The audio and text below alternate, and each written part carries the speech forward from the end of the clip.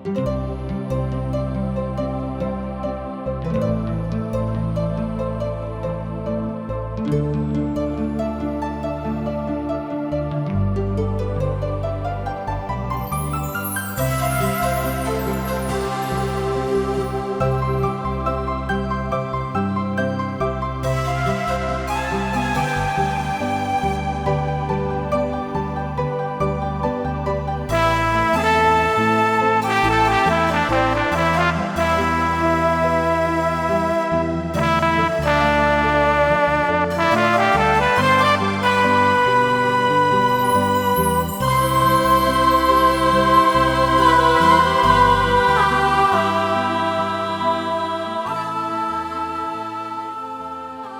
मनुष्य की जिंदगी पाप के कारण तरह तरह की विपत, उलझन और अशांति में पड़ के सही रास्ता से भटक गइल बा।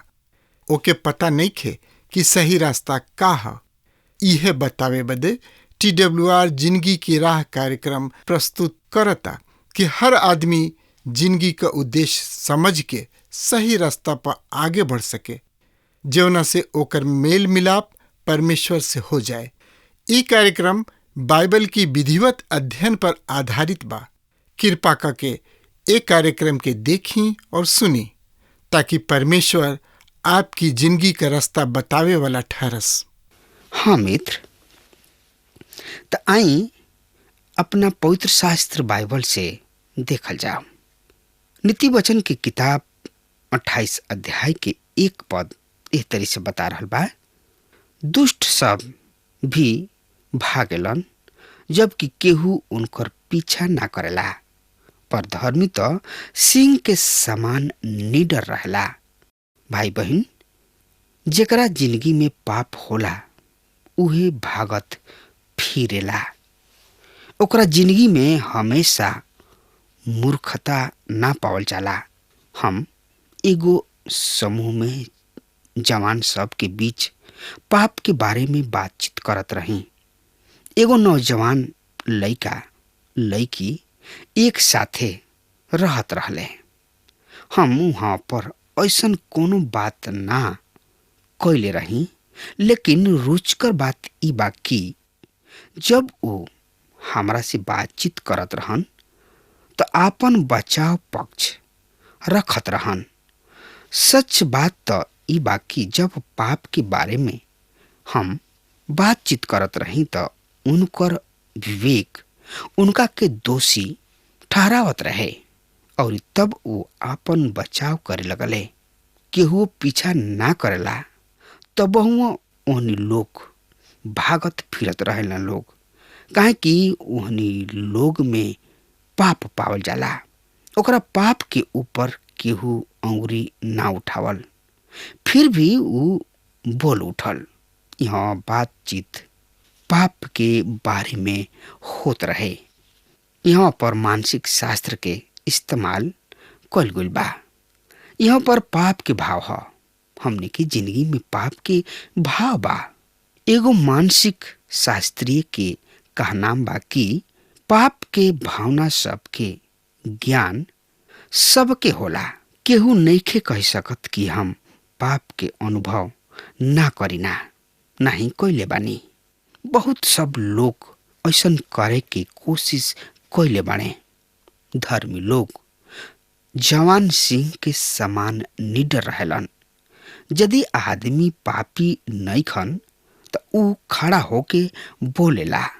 यदि ऊ जानताने हमरा जिंदगी में पाप नइखे तो ऊ ना डराला। नीति वचन के किताब 28 अध्याय के 2 से 9 पद एह तरी से बता रहल बा, देश में अराजकता होखे तक कई शासक बन बैठेलन, पर एगो समझदार और ज्ञानवान मनुष्य के कारण देश में स्थिरता रहले। निर्धन के कंगाल के दबावल ओ भारी बरखा के समान ह, जौन की कुछ भी भोजन वस्तु ना छोड़ेलन। जे व्यवस्था के त्याग देला उ दुष्ट सब के प्रशंसा करेला, पर जे व्यवस्था के मानेला उ उनकर विरोध करेला।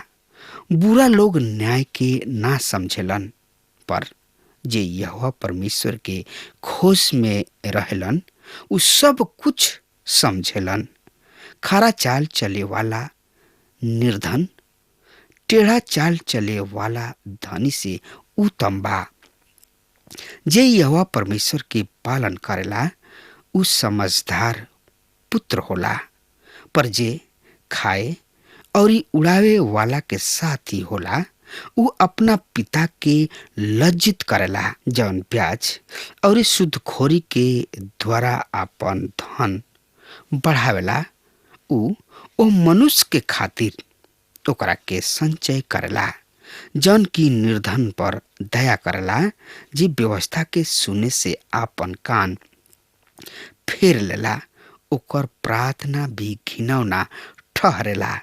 मित्र, 9 पद में स्पष्ट रूप से लिखल बा, जे आपन कान व्यवस्था सुने से फेर लेला, ओकर प्रार्थना घिनौना होला, यानी कि घिनौना ठहरेला। व्यवस्था के मतलब परमेश्वर के वचन। एकरा में सुलेमान के समय में लिखल गईल सब बात सम्मिलित बा। एकरा में मूसा के द्वारा लिखल गईल 5 किताब, यहोशू, न्यायों और बहुते भजन भी शामिल बा। जौना बात के परमेश्वर यहाँ पर कह रहल बाणे उ बहुते ही महत्वपूर्ण है। यदि रउआ जानतानी कि परमेश्वर रउआ बात के सुनस त रउआ भी उनका बात के सुनी। परमेश्वर अधर्मी आदमी के प्रार्थना ना सुनेलन। पहला पतरस 3 अध्याय के 12 पद एह तरी बता रहल बा, काहे कि प्रभु के आँख धर्मी सब पर लागल रहेले और उनकर कान उनका विनती के ओर लागल रहेले, पर प्रभु बुराई करे वाला के विमुख करेलन। नीति वचन की किताब 28 अध्याय के 10 पद में लिखल बा, जे खरा लोगन के भटका के बुरा राह में ले चलेलन उ खुद गड्ढा में गिरी हैं, पर निर्दोष लोग मिरास में बढ़िया चीज के पई हैं। मित्र, जे सीधा लोगन के भटका के कुमार्ग में ले जाले उ अपना खोदल गड्ढा में अपना आप ही गिर जाले, पर खरा लोग कल्याण के भागी होले। इ नियम है जेकरा द्वारा परमेश्वर अपन काम इस संसार में करेलन। एकरा के रुआ बार बार परमेश्वर के वचन में पाई। नीति वचन 28 अध्याय के 11 पद में लिखल बा, धनी पुरुष अपना नगर में बुद्धिमान होला, पर समझदार कंगाल ओकर मर्म बुझ लेला। गरीब मनुष्य संसार के नगर में गरीब जरूर होला, लेकिन विश्वास में मजबूत होला। उ धनी मनी के गवाही सुनेलन और जानलन कि सच्चाई का है। मित्र, एकरा में आत्मिक बात के समझे के शक्ति होला। इ व्यवहारिक नीति वचन है, जौना से कि प्रायः हर एगो के गुजरे के पड़ेला।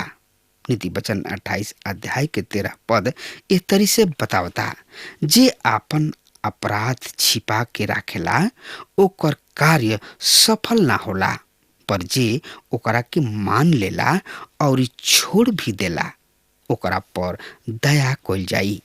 इ बहुते ही बढ़िया नीति वचन है। आज मसीही सब में इ आम बात हो गइल बा कि उ अपना पाप के छिपावे चाहलन। अधिकतर रउआ इहे पाइप कि लोग अपना पाप पर पट्टी बांध के रखले बाणे। लोग एकरा विषय में बात ना करे चाहेलन। उ अपना बारे में सोचलन कि हम बहुते बढ़िया बानी, पाक और पवित्र बानी, हमरा से बढ़ के केहू नहीं खे। लेकिन हमरा से कहल गइल बा कि यदि हमनी के अपना पाप के मान लेब जा त उ हमनी के पाप के क्षमा क के और हमनी के अधर्म से शुद्ध करे में विश्वास जोग धर्मी हवे के प्रभु यीशु मसीह। यदि रउआ या हम अपना पाप के मान ले तानी जा तो क्षमा कल जाइब जा, हमनी पर दया कल जाई। ई कतना बढ़िया बात बा श्रोता मित्र भाई बहन। त एकरा बारे में औरी ज्यादा से ज्यादा जानकारी खातिर रुआ हमरा संगे अपन पवित्र शास्त्र बाइबल निकाल ली और ओमे देखी नीति वचन के किताब 28 अध्याय के 14 पद में एह तरी से लिखल बा, जौन मनुष्य निरंतर प्रभु के भय मानत रहेला उ धन्य बाणे, पर जे आपन मन कठोर कलेला उ विपत्ति में पड़ेला। हमनी के परमेश्वर के भय में आगे बढ़े के बा। नीति वचन 9 अध्याय के 10 पद में लिखल बा, यहोवा परमेश्वर के भय मानल बुद्धि के शुरू है और परम पवित्र के जानल ही समझ है। मित्र, एकर मतलब हमनी के मन परमेश्वर, दूसरा शब्द में कहल जाए एकर मतलब हमनी के मन हमेशा परमेश्वर के प्रति खुलल बा। जे परमेश्वर के भय मानेलन उ हमेशा परमेश्वर के बात सुने खातिर तैयार रहेलन। उ इहे प्रयत्न करेलन कि परमेश्वर उनका जिंदगी से प्रसन्न होखस। उ परमेश्वर के सामने दीनता से चलेलन। उ अपना कमजोरी के जानेलन और परमेश्वर पर निर्भर करेलन। परमेश्वर के भय मानल बुद्धि के आरंभ। ए पद के इहे मतलब है। हमरा के एगो चिट्ठी मिलल, हम ओकरा बारे में कुछ कहे चाहतानी। अपना कलीसिया के सदस्य सबके कमी के वर्णन कइले बाणे और अपना मसीही सबके आलोचना कइले बाणे।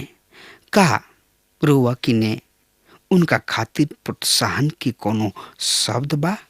हम परमेश्वर के वचन के शिक्षा देतानी। हम जानतानी कि हमरा प्रोत्साहन के आवश्यकता बा और पवित्र शास्त्र सच्चा विश्वासी सबके प्रोत्साहन के बारे में बहुते कुछ कहले। हमरा बहुते दुख होला जब नया विश्वासी आवेलन और हमनी के जिंदगी से ठोकर खा के पीछे हट जाले। नीति वचन की किताब 28 अध्याय के 14 से 17 पद में लिखल बा, काहे धन्य बाणे उ जौन की सदा प्रभु के भय मानेलन, पर जे अपना दिल के कठोर करेला उ विपत्ति में पड़ी।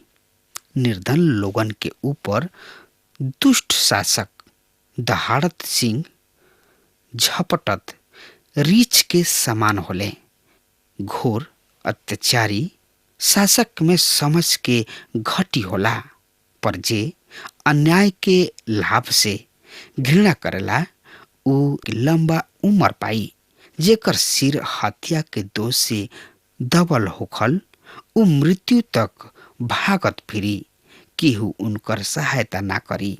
जेकर चाल निर्दोष होखे उ छुटकारा पाई। जे अपना जमीन के जोतेला ओकरा किने बहुतायत से भोजन होई, पर जे व्यर्थ की बात में समय बितावेला उ बहुते दरिद्र होई। जौन आदमी जानबूझ के बहुते बड़ पाप क देला ओकरा जिंदगी में पाप के बोझ हमेशा बनल रहेला। ई पाप ओ आदमी के खुदकुशी करे खातिर मजबूर करेला। एकर बहुते ही बड़ उदाहरण यहूदा इस्करियोती है। नीति वचन के किताब 28 अध्याय के 18 से 24 पद में लिखल बा, जेकर चाल निर्दोष होके उ छुटकारा पाई, पर कुटिल मनुष्य अचानक गिरी। जे अपना जमीन के जोतेला ओकरा किने बहुतायत से भोजन होई, पर जे व्यर्थ के बात में समय बितावेला उ बहुते दरिद्र होई। विश्वास जोग मनुष्य आशीष सबके बहुतायत पाई हैं, पर जे जल्दी ही धनी बने चाहेला उ दंड पौले बिना ना रही हैं। पक्षपात कोई बढ़िया ना, काहे कि मनुष्य तो रोटी के एगो टुकड़ा खातिर भी अपराध करेला। लोभी मनुष्य धन के पीछे भागेला और ई ना जानेला कि ओकरा पर कब विपत्ति आ पड़ी।